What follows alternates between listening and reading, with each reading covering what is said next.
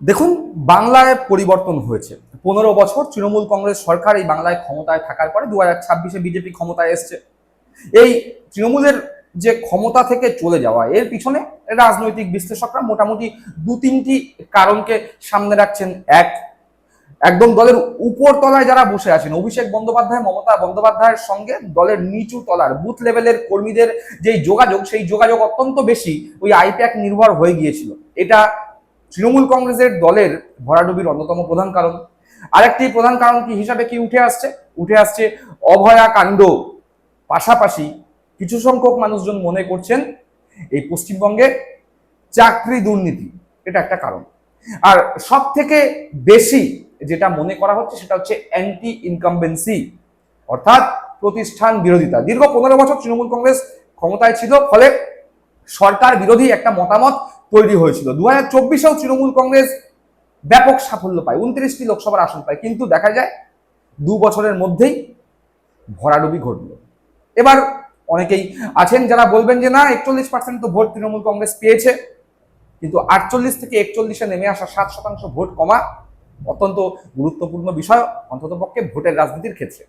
আর ঠিক এইরকম পরিস্থিতিতে দাঁড়িয়ে কেন্দ্রে মোদী সরকার অর্থাৎ বিজেপি সরকার 2029 সালে তাদের 15 বছর পূর্ণ হবে। 2014 সালে ক্ষমতায় এসছে, 2014 থেকে 19, 5 বছর। 19-এ আবার লোকসভা ভোটে নরেন্দ্র মোদীর নেতৃত্বে এনডিএ জয়লাভ করে। 19 থেকে 24 আরো 5 বছর, অর্থাৎ 10 বছর। 24 সালেও নরেন্দ্র মোদীর নেতৃত্বে এনডিএ জয়লাভ করে এবং 2024-এ জয়লাভ করার পরে এখন 26, 2 বছর হয়েছে, আরো 3 বছর পরে 29 সালে লোকসভা ভোট ভারতবর্ষের বুকে অনুষ্ঠিত হবে। আর এর মধ্যে আমরা দেখতে পাচ্ছি বিভিন্ন দল থেকে সাংসদ ভাঙানোর খেলা বিজেপি খেলছে। উদ্দেশ্য একটাই, এক দেশ এক ভোট, এই বিল পাশ করিয়ে নেওয়া। তাহলে 29 সালে লোকসভা ভোটের পাশাপাশি দেশের বিভিন্ন রাজ্যে বিধানসভা ভোটও অনুষ্ঠিত হবে, এরকম একটি চর্চা চলছে। এবং আগামী দিনে জুলাই মাসে যখন বাদল অধিবেশন শুরু হবে, তখনই নাকি এই বিল পাশ করানোর একটা চেষ্টা এনডিএর পক্ষ থেকে করা হবে।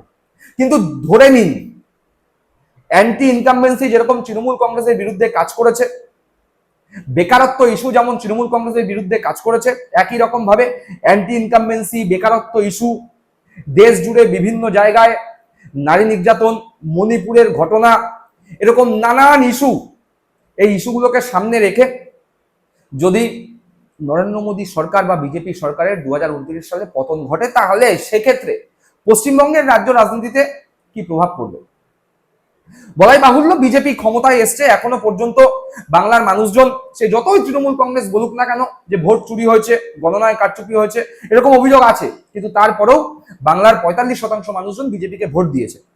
সুতরাং এই মুহূর্তেই যে বিজেপি হঠাৎ করে তৃণমূল কংগ্রেসের মতো ছারখার হয়ে যাবে, ছিন্নভিন্ন হয়ে যাবে, সেটা অতি বড় বিজেপি বিরোধীও আশা করবে না। কিন্তু তৃণমূল কংগ্রেসের বিদ্রোহী বিধায়ক আর সাংসদদের কি হবে, এটা ভাববার বিষয়।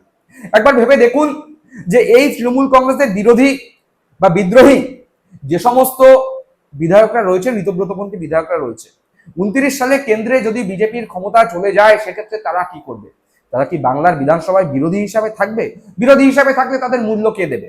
কেননা 29 সালে ধরে নি পশ্চিমবঙ্গে 29 সালে লোকসভার সঙ্গে বিধানসভা ভোট হচ্ছে না, সেক্ষেত্রে 31 সালে বিধানসভা নির্বাচন, এবং সেই সময় দাঁড়িয়ে কেন্দ্রে কিন্তু আর মোদী সরকার বা বিজেপি সরকার থাকবে না যদি পতন ঘটে বিজেপি সরকারের।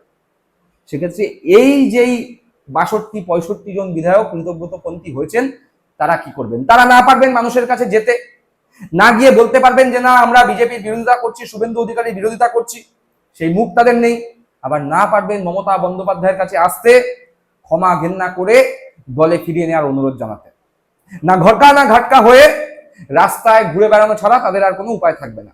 এই যে যারা বিদ্রোহী হয়েছেন, তাদের গ্রহণযোগ্যতা এখন এতটাই তলানিতে যে তারা কংগ্রেসে গেলে কংগ্রেসও তাদের নেবে না। তৃণমূল, মমতা বন্দ্যোপাধ্যায় যদি উদার না হয়, একটু শক্ত হন, তাদের তৃণমূলে ফেরার দরজাও বন্ধ।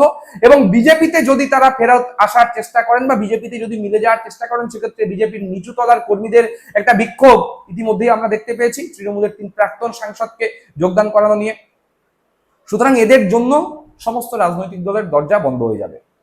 এবার এরা যদি তৃণমূল কংগ্রেসের প্রতীক, নাম, দলীয় ফান্ড, দল সবকিছু নিয়ে নেয়, সেক্ষেত্রে কি হবে? সেক্ষেত্রে তারা তৃণমূল কংগ্রেসের নাম, প্রতীক, ফান্ড সবকিছু নিয়ে নিলেও মমতা বন্দ্যোপাধ্যায় আগামী দিনে রাজনৈতিক অবস্থান কি হয় তার উপর অনেক কিছু ডিপেন্ড করছে। মমতা বন্দ্যোপাধ্যায় যদি নতুন দল করেন, এই মুহূর্তে দাঁড়িয়ে মমতা বন্দ্যোপাধ্যায়ের রাজনৈতিক যা পরিস্থিতি এবং সোশ্যাল মিডিয়ার যা শক্তি, তাতে নতুন করে তাকে নতুন প্রতীক বাংলার জেলায় জেলায় ঘুরে ঘুরে মানুষকে চেনাতে হবে না। সোশ্যাল মিডিয়ার মাধ্যমে সেই প্রতীক মানুষের দরজায় দরজায় পৌঁছে যাবে। আর ইতিমধ্যে তৃণমূল কংগ্রেসের প্রতীকে মমতা বন্দ্যোপাধ্যায়ের মুখকে সামনে রেখে যারা বিধায়ক নির্বাচিত হয়েছে, তারা মমতা বন্দ্যোপাধ্যায়ের হাত ছাড়ায় ইতিমধ্যেই তৃণমূল কংগ্রেসের কর্মী সমর্থকদের মধ্যে যেমন বিতৃষ্ণা তৈরি হয়েছে, একই রকম তৃণমূল বিরোধী যে সমস্ত মানুষজন আছে তারাও এদেরকেই এখন বেশি আক্রমণ করছে। তাদের আক্রমণের লক্ষ্যবস্তু কিন্তু আর মমতা বন্দ্যোপাধ্যায় নয়, বরং মমতা বন্দ্যোপাধ্যায় গোটা বাংলা জুড়ে মমতা বিরোধী যে সমস্ত সাধারণ মানুষ আছে তাদের সহানুভূতি পাচ্ছে। সুতরাং মমতা বন্দ্যোপাধ্যায় যদি নতুন দল করে, সেক্ষেত্রেও মমতা বন্দ্যোপাধ্যায়ের অ্যাডভান্টেজ, তার কারণ সমস্ত কর্মীরা মমতা বন্দ্যোপাধ্যায়ের সঙ্গে থাকবে। পাশাপাশি যদি মমতা বন্দ্যোপাধ্যায় নতুন দল না করে ভবিষ্যতে কংগ্রেসের সঙ্গে মার্জ হয়ে যান, সেক্ষেত্রেও আগামী দিনে বাংলার বুকে সরাসরি দ্বিমুখী লড়াই হবে। কোন দ্বিমুখী লড়াই? বিজেপি বনাম কংগ্রেস। মাঝখানে এই এলসিপিআই বলুন বা ঋতব্রত পন্থী তৃণমূল কংগ্রেস আছে, তারা সম্পূর্ণ গুরুত্বহীন হয়ে যাবে। মানুষের কাছে যাওয়া তো দূরস্থ, প্রচার অভিযানটুকুনি এরা করতে পারবে না। তাই যদি 2029-এ কেন্দ্রে কোনোভাবে বদল হয়, সেক্ষেত্রে এই 65 বিধায়ক আর 22 সাংসদ, তাদের ভবিষ্যতে কি হবে সেটা হয়তো তারা ইতিমধ্যেই অনুধাবন করতে পারছেন। দর্শক বন্ধুরা, আপনারা কি মনে করছেন? অবশ্যই কমেন্ট করে জানাবেন। সকলে ভালো থাকবেন।